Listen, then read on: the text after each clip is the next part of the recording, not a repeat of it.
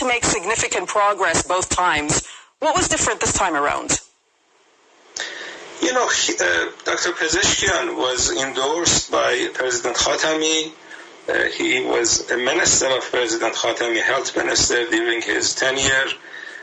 He was endorsed by the reformist camp officially, and he's a reformist candidate.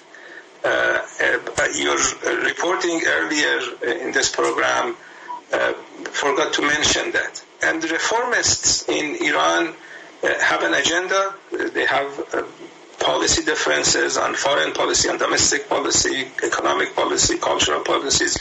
These reformists are very different people when you compare them to the principalists or the conservatives. And the office of presidency is very important in Iran.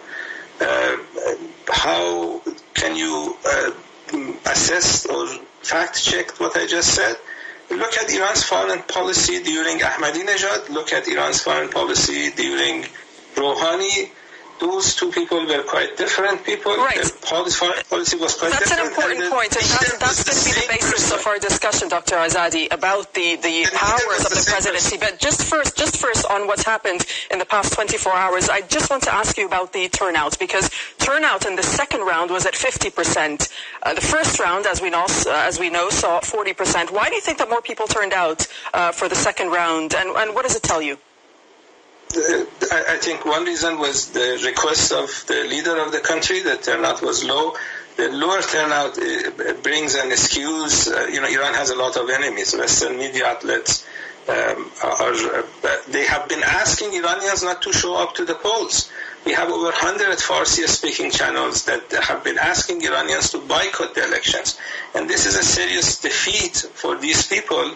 Iran's elections are free and fair. And they want to demonize Iran. They want to demonize Iran's elections.